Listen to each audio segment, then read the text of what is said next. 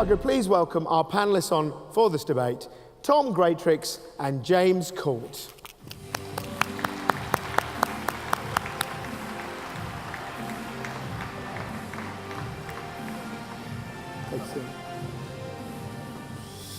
Have some water, guys. I'm going to sit down for this one, ladies and gents, hope you don't mind. First of all, Tom, thank you very much for coming along. I know that you were in Manchester this morning, is that right? Of course, yeah. So a good effort with the trains as well to get her there. And James, thanks very much for stepping in for Nina. I know she's actually seeing a minister from what I hear, so that's good news. Let's start with the obvious question from your points of view. From a nuclear perspective, and even a personal perspective, your reaction to the Brexit decision? I think the way it affects nuclear is the way it affects most of the energy industry and investment generally, which is it's another layer of uncertainty upon other uncertainties to try to deal with, which just makes it an even more complicated, potentially therefore more expensive picture. There are things which are relevant to everybody, and what our access to markets will be, what that means in terms of tariffs for parts, for components, what that means in terms of freedom of movement of labour, particularly as we're going into a period where there's likely to be quite significant capital infrastructure in a range of different areas, including in building nuclear power stations. And then there are some very specific energy issues around the single energy market, and the impact that might have on various other things and cooperation between different continuing member states of the EU and the UK.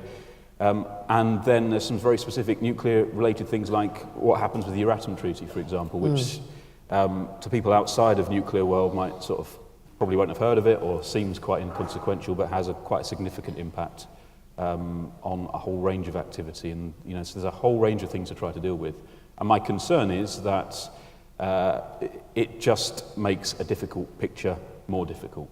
And in the end, all that means is things take longer and end up costing more. I'm not talking about that in particular in relation to nuclear, but more generally as well. Before you took over the NIA, obviously you were a Labour shadow energy minister. I mean, from that point of view, from your political sort of background, and now obviously sitting in a more commercial hat, do you think that there was a feeling, that Labour didn't do enough to talk about what Brexit might mean? And does it really matter what political persuasions affect the way things are as far as an industry point of view? Because, do you know what I mean? What I'm trying to get at is Labour didn't seem to campaign hard enough on Brexit. You can probably have your personal views on that. And now as an industry we have to get on with it. There's a feeling that perhaps, that sort of hasn't worked as well as it should have done. I don't know what your view is on that. You're trying to tempt me into my I wouldn't say that at all.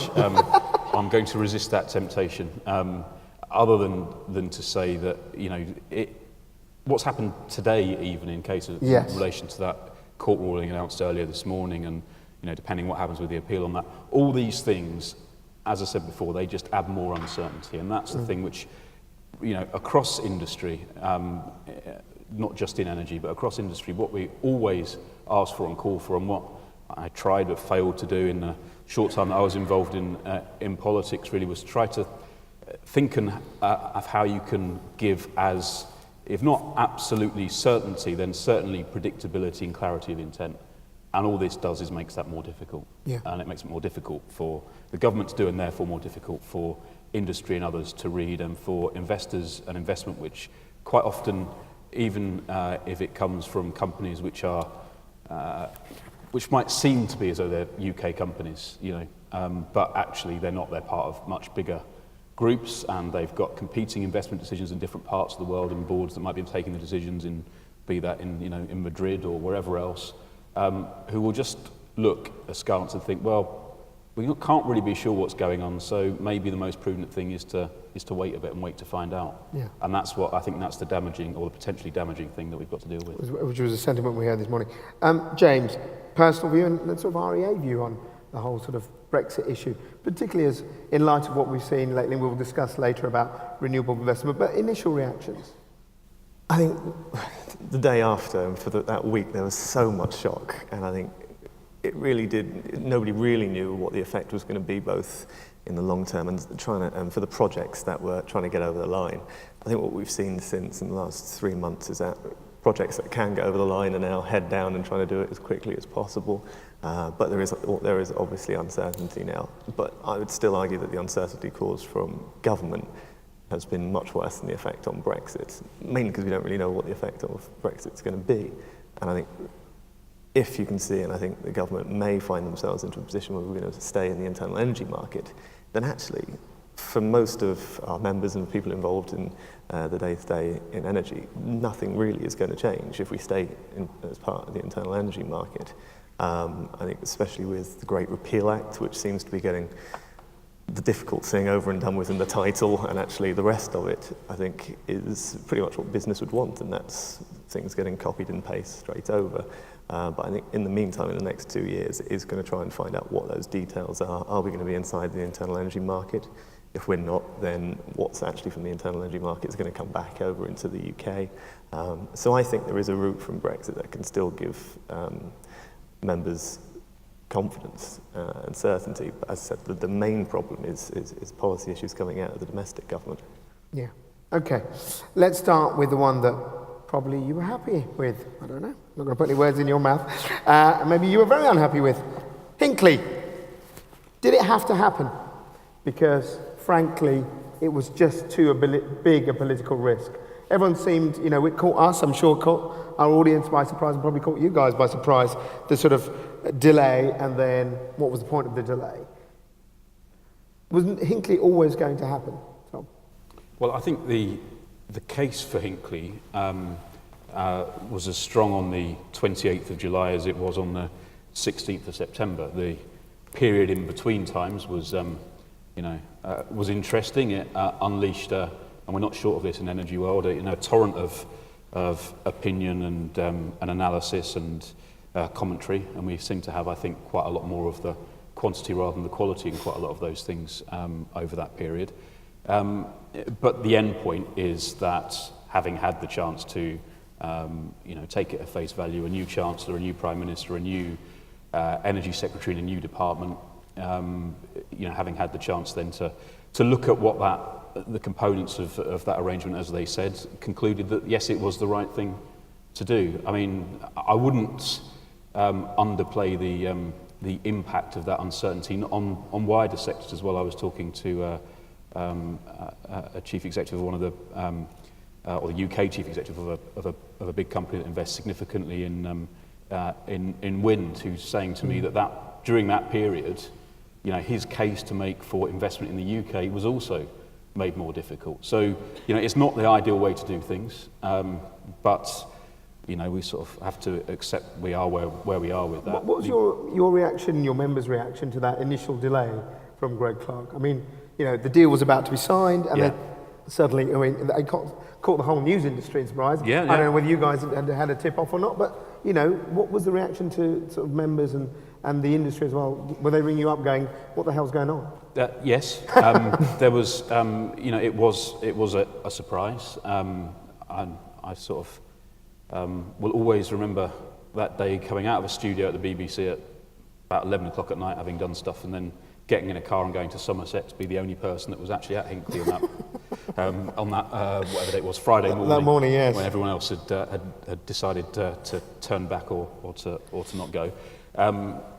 So yes, it was. There was a huge amount of frustration, because up until that period of time, it had always been about, EDF's board making their decision in terms of committing the finance for the capital build and all that sort of thing, and getting to the end of that protracted process felt like it was actually going to happen, and the industry was then going to be able to do what it had and has done for years, for about 10 years now, said that it wants to do, which is get on and deliver, rather than talking about it in theory, do it in practice. So yes, it was a surprise. There was lots of discomfort about it, and that, as I said, that had an impact, actually beyond nuclear. But we are now in a position where things that they were happening already are happening on that site. Contracts are being signed.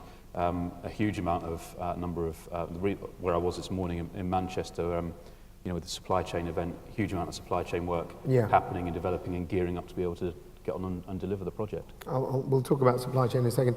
James, I know that the official REA line is, what did you say? Technology agnostic. I quite like that term. We have a yellow card system for not disparaging other technologies, apart from coal. But on a case-by-case basis, we can sort of give opinions. What was your reaction initially then? Good stuff. It's been delayed. It may not happen, and then in the end, it's going ahead. Conflicted, because on the one hand, and I think the case obviously didn't change between the summer and later on that summer, but I think the case for nuclear has changed fundamentally from 2007, 2010 to where we are now. So I think you can have opinions on the cost of nuclear, whether we need it, and we do. But for us also, if your main message to government, and something that Tom heard me say to him plenty of times when he was shadow minister, is investor confidence, investor confidence, investor confidence. If it's something that you care about, then you then can't start crowing that the biggest infrastructure project in the country has been delayed. Because as much as I like to think that changes to the RHI and the biomass CHP have this huge impact on investor confidence, and it does in that sector, when it comes to Hinkley, that would obviously have sent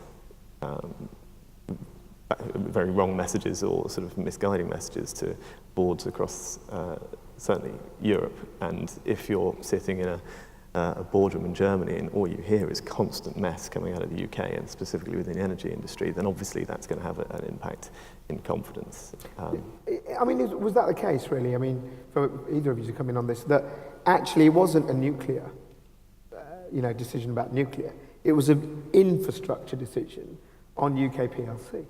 And that's why importance of it grew so much post the referendum vote, and why you said that you were conflicted. It's an interesting thing, because it does show that there's confidence to invest in us as a country. Yes, but I think there's two things. One is because it is such a big project, yes, both in terms of the capital cost and in terms of the outcome, in terms of power delivery, that it is big. So. And whilst the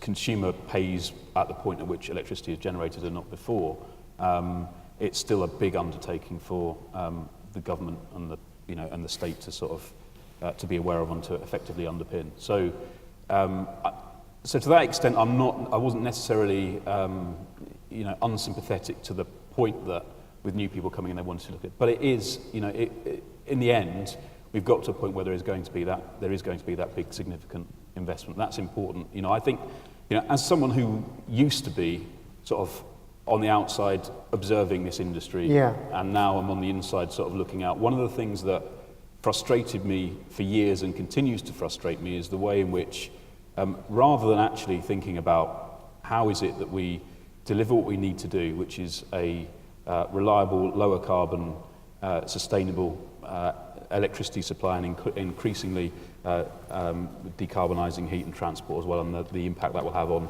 overall demand of electricity, using all of the techniques we have, including better energy efficiency, including emerging technologies and large-scale and small-scale generation, that we spend far too much time in this endless circular discussion of just knocking lumps out of each other.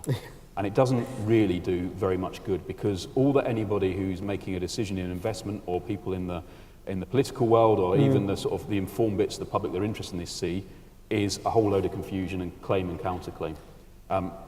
It's not, I think my own view is, and the approach that I've taken since starting this job, and it's mirrored by some other changes in other trade associations in energy sort of sector, is to try to stop that. Yeah. And to try to instead, it won't be so good about, if your objective is to get headlines in the Guardian, then it's not the right thing to do, or on your website and everywhere else. I'm sorry about that, but actually, if your objective is to try to help us get to where we need to get to, then we need to have, I think, a much more logical, mature approach. It's not a weakness to accept that you can't answer all the problems and deliver all the solution on your own. And it's not a weakness either to acknowledge that there are, with every technology you can think of, there are a range of issues that have to be dealt with. Yeah. And let's just be honest about what we can do, how we can do it, and try and do as much of it together, so that we don't have this this sort of polarised debate to the same extent. We're always going to get it from one extent from, commentators and people who write columns in certain newspapers, and from the other extent from NGOs. That's always going to happen. But the industry shouldn't be doing that. The industry should be about trying to fix the problem. Yeah. And James, in a point of view, I mean, if you look at it, an investment in nuclear, as Tom was saying, there could be a fund out there that's saying, I'm going to invest in renewable, and I also want to invest in nuclear. And in a way, it's just investment in us, isn't it? Do you think that argument plays there, that actually there shouldn't be this kind of fighting towards it? One way is the renewable way, and it's the only way, and that is the only real low carbon, and nuclear isn't. I think that Tom's right. I think trade bodies have sort of moved away from that. The vast majority of trade bodies have moved away from that. I think the frustration always comes is with the mixed messages that come out of government. And I think they're at the moment trying to find logical reasons for some of the decisions and trying to follow that logic. You're trying to make arguments to things that are constantly moving and are actually contradictory within their own department.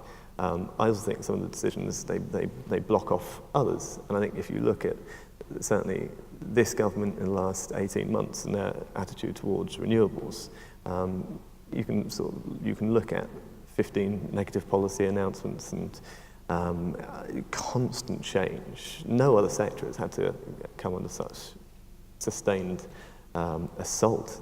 And when you're listening to ministers who say you need to be cost effective, and then annoyingly for them, things like wind and solar suddenly start becoming not only cost effective, probably the most cost effective way of getting new generation, and yet you're blocked through policy.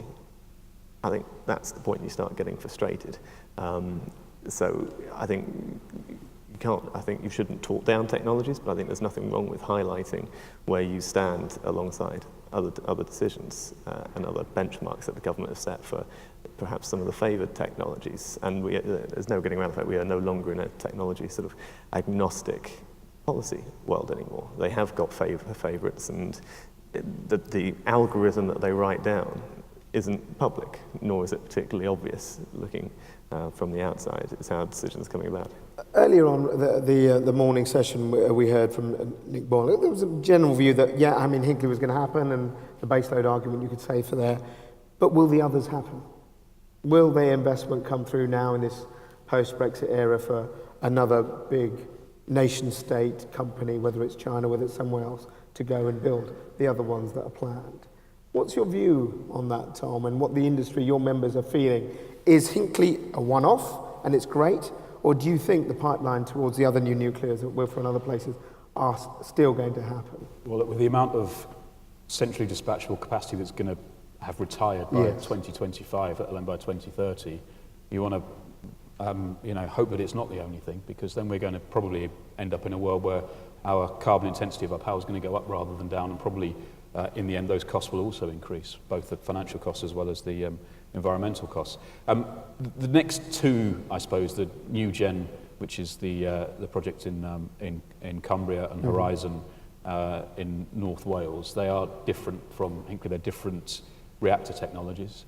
They're technologies that have been and are being built elsewhere, and they've got different characteristics, and they're also different in the sense that they are not. It's not EDF is 84% owned by the French state. Yeah. And Horizon and New Gen aren't. So they're very different, both in terms of their sort of financial makeup and also the technology. But both of those are projects which are in the process of securing quite significant investment. I'm sure that the events of the last 3 or 4 months, Brexit and everything else, have probably made that more difficult. They've got to send another layer of things to try to explain to get people comfortable with. But I don't think that means they're not going to happen on the back of that. I suppose one of the big arguments against nuclear is the perception is it's foreign. Yeah, the perception it's EDF or it's China. Question marks about the EPR reactor, etc., etc. But from the point of view, you said you've been in Manchester this morning. How important is it for us here? How many companies have a direct supply line into this? How good are we? How good are the companies in this country at doing this nuclear science, building this nuclear pipeline, so that actually there are jobs and there's economic benefits that are UK generated and stay in the UK, rather than foreign investment and foreign technology coming in? Oh, we're good. We're not as good as we used to be, and we Yeah. can be better. And in Hinckley, it will be about 2/3 of the construction and the the capital cost by value will be UK companies, but quite a lot of that is construction. Yep. There's a company called Sheffield Forge Masters, for example, Yes. in Sheffield, and people may remember back in 2010, one of the first acts of the incoming coalition government was to cancel a loan to Forge Masters, which if it had gone ahead meant they would have been better placed than they currently are, but they will still get work out of this new programme and in future. But there is a need to build that capacity up, not just for the UK market, but for for globally as well, because there will be both in new build and in decommissioning quite a significant amount of work internationally. In decommissioning, we're very well placed, and it was actually decommissioning supply chain stuff that I was doing this morning, because we have had and still have the most complex decommissioning mission in the world at Sellafield, but we've also got one of the most advanced and skilled decommissioning workforces that are now working around the world because of that expertise. And that's an indication of also what happened at Sellafield is how not to do new nuclear. Because at that time, going back to the 50s, it was all sort of, it was all new, and there wasn't very much thought given to either how decommissioning was done, how it's funded, how it's designed, which is very, very different with which is supposedly the argument for the strike price, because Ed Davies, was here earlier, negotiated part of that cost per megawatt hour includes the decommissioning part. It does. All the decommissioning has to be funded. Yeah. Although it's it's a relatively small amount of the overall strike price, and also the technology is different in terms of the amount of waste that's produced as well, which is very, very different from some of those early first reactors, which were smaller but actually produced a lot more. So but to come back to on the capital, on the construction of Hinckley, and then on the new projects, there is a good base to build from, but we do need to build that up. Is that the argument from the renewable side, that actually we can have those jobs in the renewable sector? That investing in Hinckley was for supply chain all good news, but hang on, there are plenty of places, there are ports up in the north that are being reconditioned that could do turbines instead of the old fishing. But I think this is where we get into difficulty, and this is obviously something that is one of the hidden agendas around where the government's making decisions. And if you believe in doing the energy trilemma, well then I don't know where in that a job creation scheme fits in, but it obviously does somewhere. Yeah. And I think my point is that you should never try and promote it on the terms of how many jobs it's going to create. I think if I think there is a mandate to. But isn't that a valued reason to invest? I think, but those are two separate arguments. And I think if we've got a mandate to decarbonise, and I think the vast majority of the public want that to happen, but we've also got a responsibility to decarbonise the most cost-effective way. And I think if whatever scheme you've got, if it's a job creation scheme, well then BIS or DWP can chip in for that. But this is consumers' bills that we're playing with. So I don't see why someone putting in the fabled £1 into an electricity meter in Hull is paying any of their money for a job creation scheme in Somerset or Wales. Or someone putting £1 in an electricity meter in Somerset paying for investment in skills that will happen in Hull. Actually, because when you think about it, any infrastructure investment brings with it, a level of economic activity, and I think actually it is, and this is not a partisan point at all. Actually, it's a case of any policy from this government, from the coalition government, from the Labour government before that, has always talked about the opportunities, the economic growth opportunities, and particularly those opportunities outside the southeast corner of England that can accrue from that investment that needs to happen for other reasons. So the primary reason has to be because we've got infrastructure which is retiring pretty soon, and we need to replace that in as low carbon a way as possible. We don't need necessarily to replace it all like for like, and we need to make use of developing and emerging technologies. But when we're doing that, we also have to, and we should, I think it's absolutely right we should, and the government should have an eye on how that can, how that investment can also drive economic activity that has a beneficial impact in places. And that's as true of transport as it is of energy, and it's as true of renewables as it is of nuclear. I just fundamentally disagree that jobs and investment should be part of this decision. If it's about that, then other things should fund it. because you're talking about providing electricity. That's what we're trying to do, and we're trying to decarbonise, we're trying to get security of supply. I mean, we all know what the energy trilemma is. So why are you introducing this extra thing on top, which is bringing in new costs, which shouldn't be there? I'm not disagreeing that it's fantastic if things bring in jobs and investment, but the mechanism for doing that shouldn't be through people's energy bills, because that's where we've got to make sure we're doing it in the most cost-effective way. Very briefly, 2017 coming up was the year that Hinkley was supposed to be open, wasn't it, when it was first proposed? I think the speech from Vincent saying you'll be having your Christmas turkey powered by nuclear. Yeah. Realistically, how certain are you that it will still happen? Because there's still a lot of pitfalls awaiting. And James, you raised ideas about there's not a certainty that this will still go through. The technology has still had some issues. Flamanville has got some problems, which is the sister reactor. Sitting here as the boss of this, trade body, how certain are your members that this is going to be up and running in a decade or so? Well, if you eat turkey at Christmas, then there's a fair chance that the electricity, if you use I'm not very good at cooking and stuff, so I'm about to display that ignorance, but if you use electricity to cook it or whatever, there's a good chance that will come from nuclear this year, just it won't in 2017. Sure. And it might end up coming significantly from nuclear power that gets imported through the interconnector from France at that point in the winter, depending on what the weather conditions are at that point. Will it be, the construction risk is with EDF. Yeah, sure, and I appreciate that. So, they've got a timetable to work to, but the cost or the consumer contribution will come when the electricity is generated. So it's their interest to make sure they're able to do it in that time frame they've set themselves. There are 3 EPRs under construction, one in China, one in Finland, and one in France. The one in Finland is not an EDF project.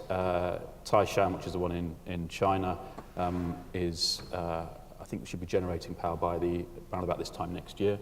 I think Flamanville won't be that far behind, maybe a year behind that. Now that is later than envisaged, but it is also by the time first nuclear concrete, as we call it, so the sort of the nuclear bit of the reactor bit is being poured, will be likely that a period at which at least 2, possibly 3 of those projects will be generating electricity. So in terms of the EPR technology, and the EPR is effectively it's an iteration of existing technologies that are most of the fleet in France and Sizewell here. EDF will tell you that they've learnt a lot from Flamanville. There's lots of things that are very, very different. It was not a very good thing to sort of change the design after you've started building it, for example. The regulatory requirements have been different in the sense that broadly in France it's much more a paper exercise. 4D and BIM sort of technology used in terms of planning the construction wasn't used in Flamanville, has been. And actually, some of that delay from 2017 is not to do with the EPR technology or even EDF. It's to do with the time it took to get through state aid and various other things. Yeah. But that time wasn't wasted in the sense that a lot of the preparation in terms of design and being ready to do it has happened since that time. Before the decision in July and then the decision in September, if you went down to Hinkley, you'd have seen a lot of stuff happening, lots of site preparation being going on, and that's been going on through that period. Now, EDF put a lot of money into that on the basis that they were expecting that they would get a decision in the end, and that was a decision and judgment they took. But so a lot has been happening towards that, which I think means that there's they're confident in being able to meet that 2025 for the first reactor, and then shortly afterwards for the second one. But if it isn't, it's EDF's. It's EDF's cost and EDF's issue, not the consumers. James, your view on it, because you raised that it's not a done deal as such. Well, the delays are there to be seen. Flamanville, it's not so much, and it's not the nuclear industry's fault that it's had an impact on renewables and innovation in this area, and sort of the fact that I think the UK is going, and we've already started seeing it slipping down the attractiveness table for investment in this area. I think by 2027 we're going to see storage, well, we're already seeing storage at a very competitive rate already being installed commercially. I think solar has obviously come down in price, offshore wind by that point. So even with Hinkley, there is still a slug of power that needs to come. And my argument would also be, if there was the right framework put in place, renewables already are the most cost-effective replacement, I would say, than gas. But the problem is the investment signals that are coming down and the policy instruments that are blocking the most cost-effective renewables means that the UK is going to miss out on that. And that has nothing to do with whether or not Hinkley goes ahead. That's actually a byproduct of what the government's thinking that, well, we've got nuclear now, box ticked, and the box isn't ticked. And there are good reasons why you should continue trying to invest. And as the rest of the world is sort of investing and putting in, and can see the opportunity of a decentralized, smart, low-carbon grid, we're moving in completely a different direction, having been one of the world's leaders, and it's hugely frustrating. So whether or not nuclear is sort of is in many ways is a side issue, and is actually just, for politicians, I think, led them to the wrong conclusions about where renewables need to be going.